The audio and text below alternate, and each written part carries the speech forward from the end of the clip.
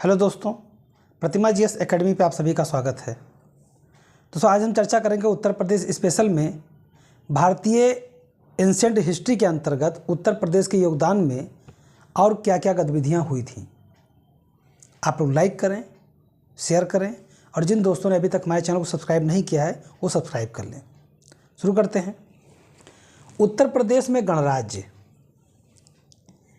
देखिए, मैंने बताया था कि जो 16 महाजनपद हैं उसमें से 8 उत्तर प्रदेश में थे,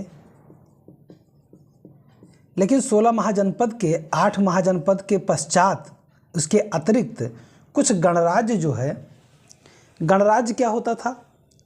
जहाँ पर राजतंत्र होने के बावजूद भी कुछ राजा संयुक्त रूप से एक दूसरे के मत के आधार पर राज्य करते थे, संघ बना करके। छोटे छोटे राजाओं का संघ होता था और उनमें से जिनको सब बहुमत से नियुक्त किया जाता था वही राजा राज करता था। एक मंत्रिमंडल की भांति कार्य होता था। यहाँ पे कह सकते हैं लोकतंत्र की भांति कार्य होता था। उसमें से कुछ ऐसे गणराज्य थे जो उत्तर प्रदेश में भी थे, जैसे कपिलवस्तु के शाक्य। कपिलवस्तु के शाक्य सुमेरिया या सुमेर गिरी के भग्य। कपिलवस्तु के शाक्य सुमेर गिरी के भग्य, पावा और कुशीनगर के मल्ल। ये जो गणराज्य थे, गणतंत्र थे, इसमें से महात्मा बुद्ध से जुड़ा हुआ कपिलवस्तु का शाक्य कबीला था जो गणतंत्र था। महात्मा बुद्ध साहब का जन्म, शिक्षा, उपदेश देना, मृत्यु होना, ये लगभग सारे गतिविधियां उत्तर प्रदेश से ही संबंधित रही हैं। अभी हाल ही में जो है नोटिफिकेशन आ गया है, उसमें जो मेंस में 2 पेपर जीएस का बढ़ाया गया है, उत्तर प्रदेश का वेटेज ज़्यादा कर दिया गया है। अब एक तरफ उत्तर प्रदेश का पढ़ रहा, एक तरफ जीएस के अन्य सब्जेक्ट का पढ़ रहा। अगर देखा जाए तो केवल 19-20 का फर्क होगा। प्रारंभिक परीक्षा के लिए मैं उत्तर प्रदेश स्पेशल भी पढ़ा रहा हूँ। मेंस के लिए मैं प्रैक्टिस सेट के साथ बहुत अच्छे से पूरा जितने भी 6 पेपर जीएस के हैं उनको एक एक करके कराया जाएगा। लेकिन तब तक आप लोग पीटी के लिए प्लेलिस्ट में जा करके और सारे सब्जेक्ट जितने पढ़ाए जा चुके हैं उसे पढ़िए और पीटी के लिए आप तैयार होइए। 14 मई के पश्चात मेंस के लिए सीरीज दी जाएगी। शाक कबीले के थे कपिलवस्तु के, तो गणराज्य यहाँ पे देखने को मिलता है, यानी शाक, भग्य, मल्ल और पावा। शाक 4 गणराज्य ऐसे थे, शाक,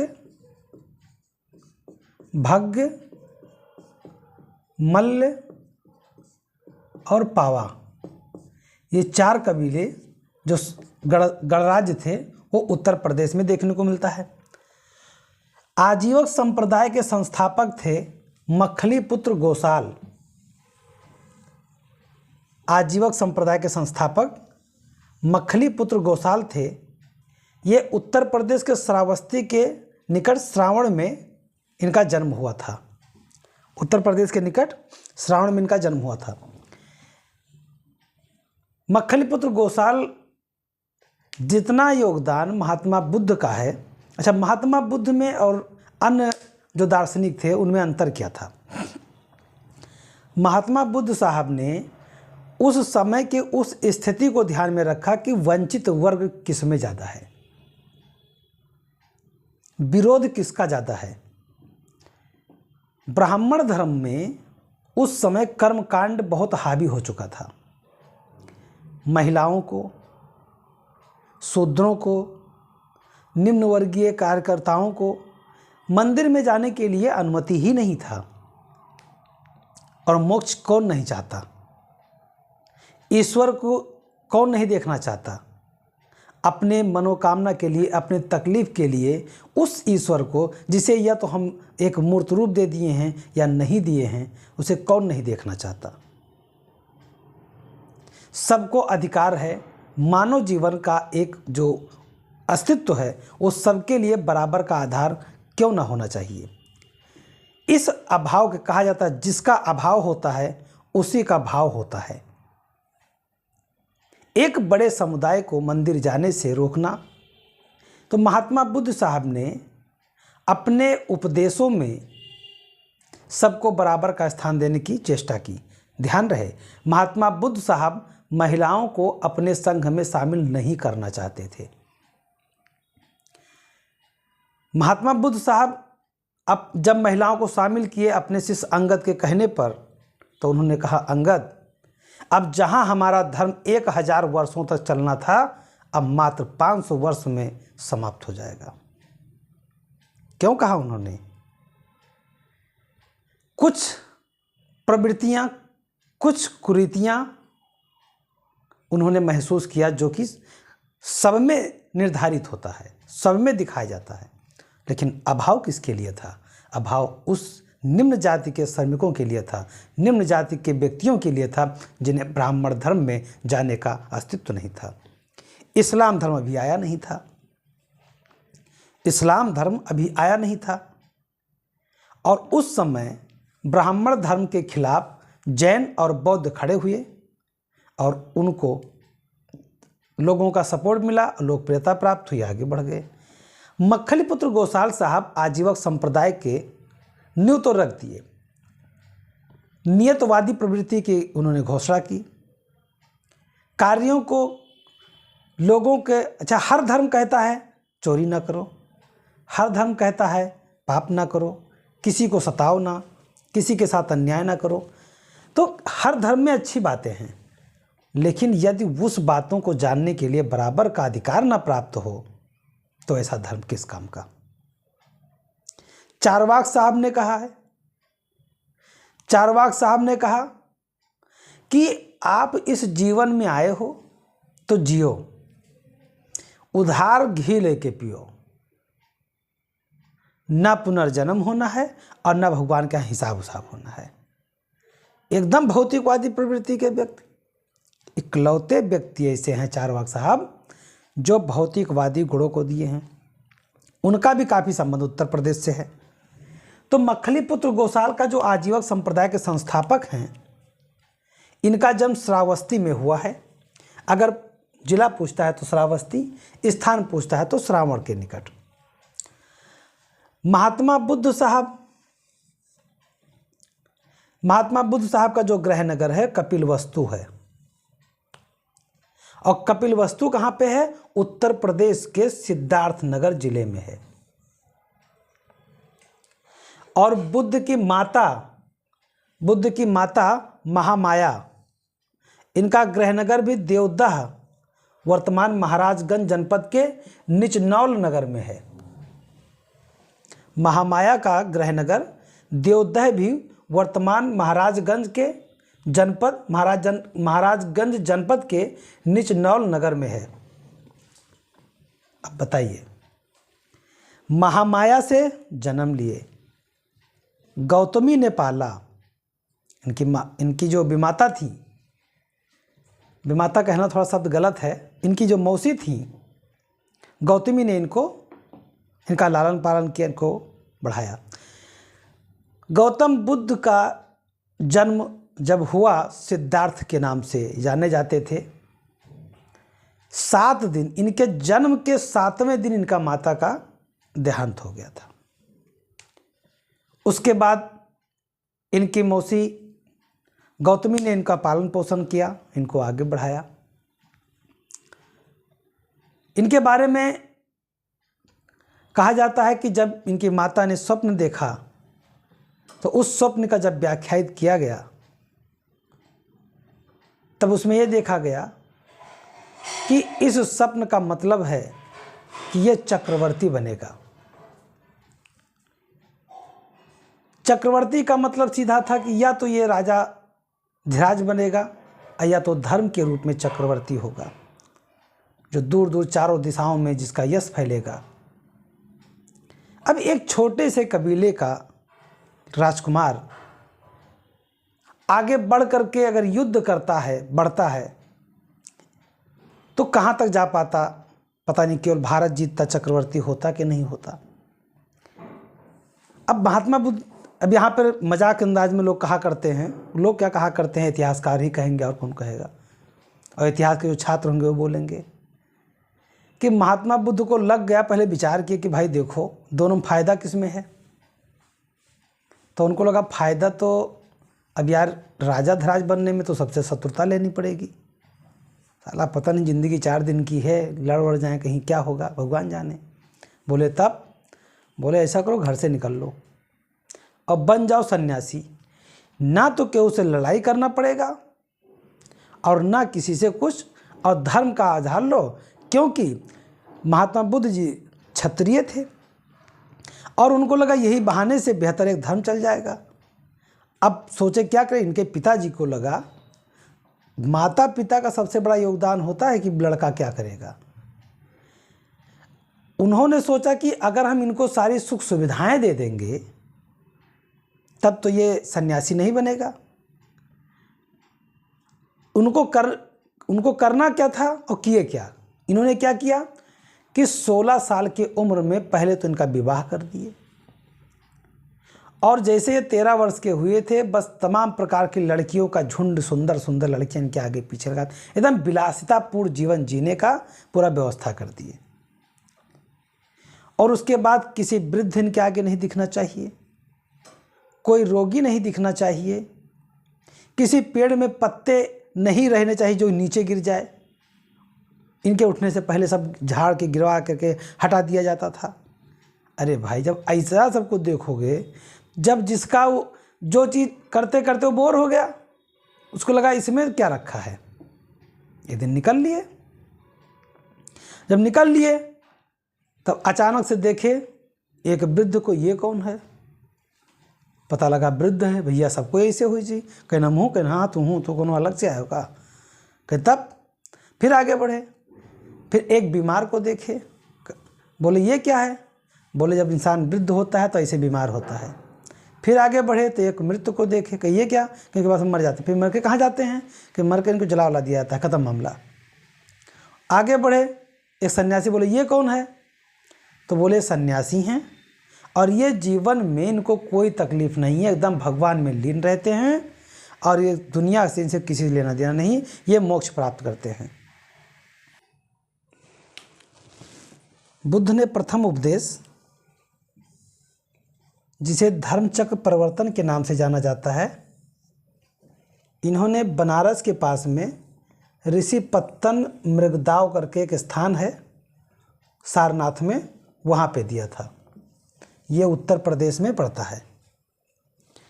और सर्वाधिक उपदेश इन्होंने दिया था श्रावस्ती में। वर्षावास जो होता था, वर्षावास में क्या होता था कि आप 8 महीने जो है भिक्षा मांगते हैं, उसके बाद 4 महीने जब वर्षा होता है, वर्षा का समय होता है, तब तो वहाँ पे रुक करके एक स्थान पर अपने किए हुए 8 महीने के गलतियों को पश्चाताप करना, भगवान से माफ़ी मांगना और उसके बाद में प्रार्थना करना और ध्यान लगाना, ये कार्य होता था। तो सर्वाधिक 21 वर्ष तक वर्षावास उन्होंने श्रावस्ती में किया था। और अपनी माता को जो उन्होंने उपदेश दिया था वो संकिसा में दिया था, जो वर्तमान में फर्रुखाबाद में है। और अंतिम सांस उन्होंने कुशीनगर में लिया था। तो महात्मा बुद्ध जी का जो काफ़ी कुछ कार्य है वो उत्तर प्रदेश से संबंधित रहा है। मौर्य साम्राज्य में अशोक स्तंभों में, अशोक स्तंभ जो हैं, स्तंभ लेखों में जो है पत्थर, जिस पत्थर का इस्तेमाल किया गया है, प्रयोग किया गया है, वो उत्तर प्रदेश के मिर्ज़ापुर में चुनार के निकट 12 गांव से प्राप्त किया गया था। 12 गांव के पास में चुनार के निकट खदान से प्राप्त किया गया था। और स्तंभ लेख सारनाथ में प्राप्त हुए हैं। अशोक के स्तंभ सारनाथ से प्राप्त हुए हैं। इलाहाबाद वर्तमान प्रयागराज के नाम से जाना जाता है, वहाँ से प्राप्त हुए हैं। मेरठ से प्राप्त हुआ है।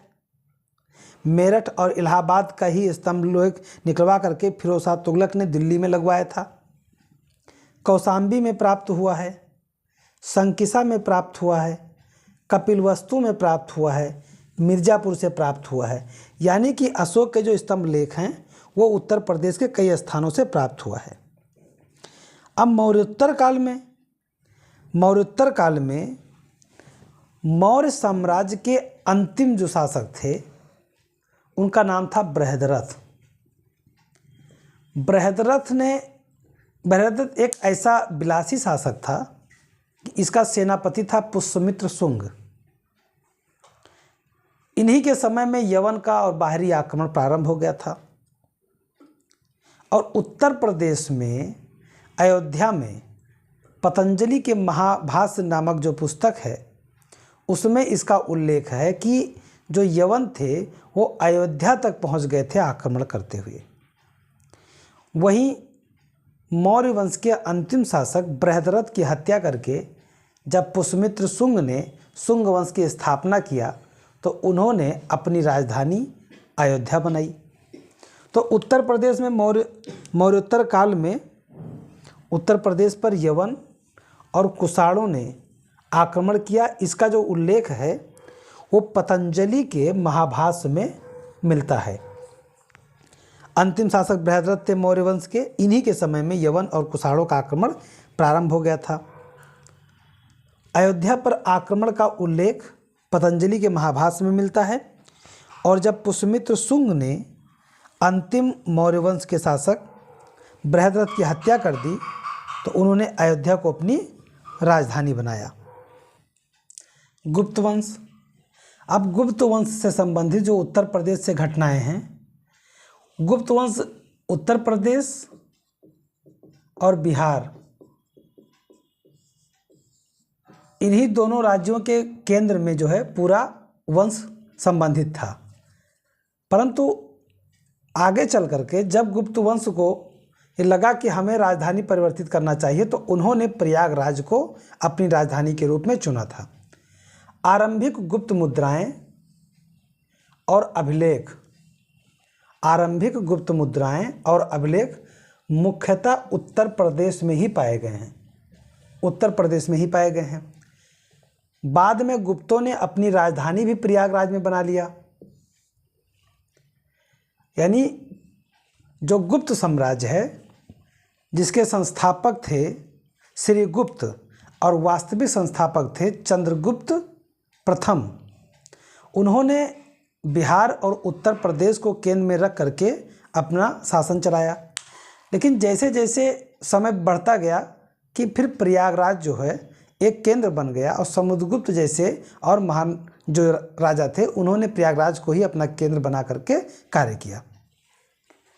गुप्त काल को भारत का स्वर्णकाल कहा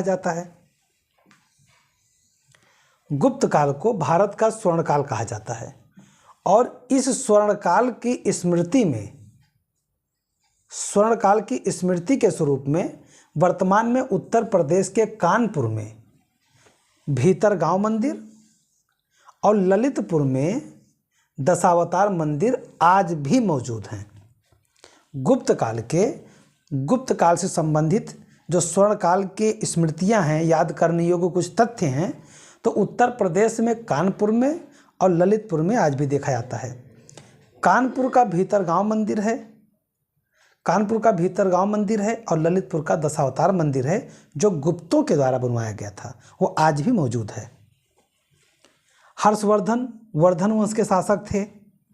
ये पुष्यभूति वंश के शासक हैं। इनके पिता जब प्रभाकर वर्धन नहीं रहे तो इनके बड़े भाई राजवर्धन को शासक बनाया गया। इनकी एक बहन थी राजश्री, तो राजश्री का विवाह हो गया था ग्रहबर्मन से जो कन्नौज के शासक थे। जब उनको धोखे से शशांक ने और एक उनके सहयोगी ने मिल करके जब मार दिया, तब हर्षवर्धन ने जा करके कन्नौज पर पहले तो राजश्री को बचाया था और बाद में कन्नौज पर ही इनका राज्याभिषेक हुआ था और कन्नौज को इन्होंने अपनी राजधानी बना ली थी। और कन्नौज फिर इसके बाद से महोदय श्री के नाम से महोदय श्री या महोदय नगरी, महोदय श्री या महोदय नगरी के नाम से कन्नौज जाना गया। कन्नौज का गौरव बढ़ा क्योंकि वहाँ का शासक एक ताकतवर शासक था। हर्ष ने जब कन्नौज को अपने अधीन कर लिया और राजधानी बना लिया तो हुएनसांग एक चीनी यात्री था, हुएनसांग, जिन्होंने सी यूकी नामक एक पुस्तक लिखी है। उसमें हर्षवर्धन के बारे में साथ ही साथ कन्नौज के बारे में विधिवत यानी विस्तृत वर्णन किया है। सी यूकी, ध्यान रहे, हुएनसांग भारत को तियंचू के नाम से जानते थे। तियंचू कहा करते थे। तियंचू का मतलब भारत होता है। अब मध्यकालीन भारत का इतिहास, मध्यकालीन भारत के इतिहास में उत्तर प्रदेश का योगदान क्या था? जब इल्तुतमिश सुल्तान बने 1210 ईस्वी में, 1210 ईस्वी में जब इल्तुतमिश सुल्तान बने तो सुल्तान बनने से पहले वो उत्तर प्रदेश में बदायूं के इक़्तादार थे। एक ताकतवर स्थान है बदायूं। आगे चल कड़ा, मानिकपुर, इलाहाबाद, ये सारे जो इक़्तादार होंगे एक से एक ताकतवर होंगे। अलाउद्दीन खिलजी जैसे लोग यहाँ पर अपना अस्तित्व बना करके ही दिल्ली पे राज करते हैं। जब दिल्ली पे इल्तुतमिश को सुल्तान बनाया गया, उसके पहले वो बदायूं के इक़्तादार थे, गवर्नर थे। कुतुबुद्दीन ऐबक ने अपनी राजधानी लाहौर बनाया था और उन्होंने सुल्तान का पद धारण नहीं किया था। उन्होंने अपने आप को सिपह सलार के पद से ही संतुष्ट रखा था। यानी मलिक और सिपह सलार के पद से कुतुबुद्दीन ऐबक ने अपने आप को संतुष्ट रखा। और सबसे बड़ी बात ये थी कि जब इल्तुतमिश सुल्तान बने तो उन्होंने लाहौर से राजधानी दिल्ली स्थानांतरित किया और दिल्ली उत्तर प्रदेश के आसपास के क्षेत्रों में योगदान देती है और उत्तर प्रदेश का काफ़ी कुछ प्रभाव जरूर रहा। इल्तुतमिश 1210 में सुल्तान बने। इन्होंने लाहौर से दिल्ली स्थानांतरित किया अपनी राजधानी। 1394 में उत्तर प्रदेश की स्थिति में अचानक मोड़ आता है जब उत्तर प्रदेश के पूर्वी क्षेत्र में मलिक सरवर ख्वाजा जहां, जिसे मलिक उस-सर कहा जाता है, एक हिजड़ा था ये। तो इन्होंने क्या किया कि जौनपुर को केंद्र बनाया और एक राजवंश यानी सरकी राजवंश की स्थापना किया। मलिक उस-सरवर या मलिक उस-सर के नाम से जाना जाता है। उत्तर प्रदेश का जो जौनपुर है पूर्वी क्षेत्र का, उसे अपना केंद्र बना करके एक सरकी राजवंश की स्थापना किया, जहां आगे चल अटाला मस्जिद है और कई प्रकार के मस्जिदें हैं। यानी जौनपुर जो कि आज इत्र नगरी के नाम से जाना जाता है, कन्नौज भी इत्र नगरी के नाम से जाना जाता है।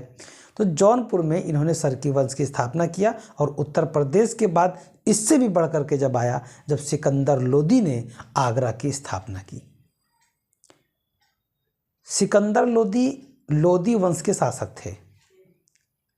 अगर आप एक क्षेत्र विशेष पर शासन कर रहे हैं, ध्यान दे रहे हैं, तो वो तो एक निस्पंदन के आधार पे थोड़े बहुत तो।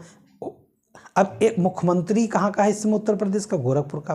तो गोरखपुर का जो मुख्यमंत्री है वो जितना विकास वहाँ पे करेगा उतना तो अलग थोड़ा बहुत करेगा ही करेगा। लेकिन अगर लखनऊ की बात आएगी तो यहाँ पे रूल कर रहे हैं, यहाँ विकास ज़्यादा होगा। तो शासक जब किसी स्थान विशेष को चुनता है तो उसका ऐतिहासिक, पर्यटक के रूप में, राजनीतिक रूप में, सामरिक रूप में, सुरक्षा रूप में हर प्रकार से विकास करने की कोशिश करता है।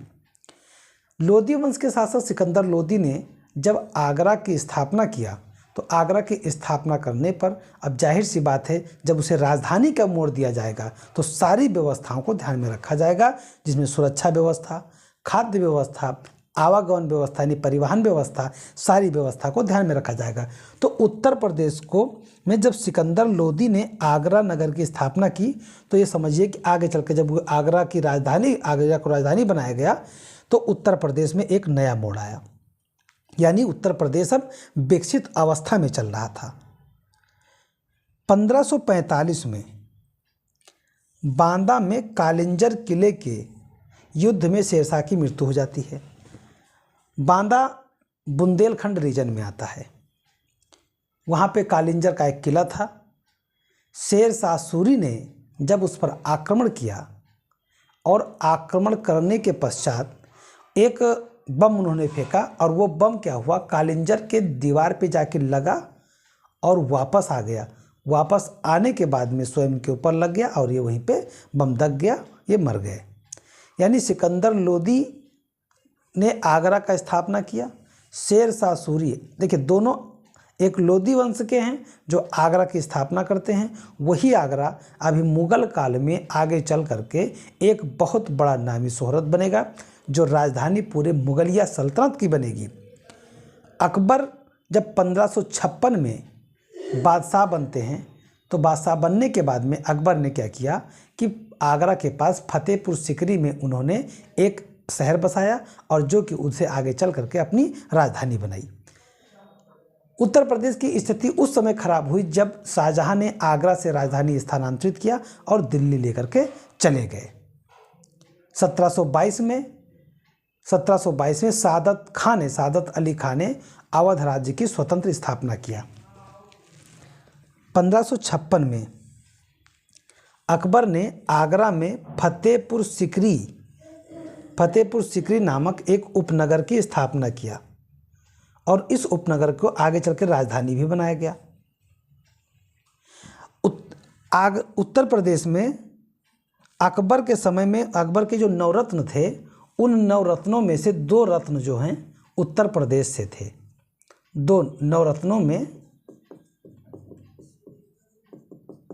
2 रत्न, एक का नाम था बीरबल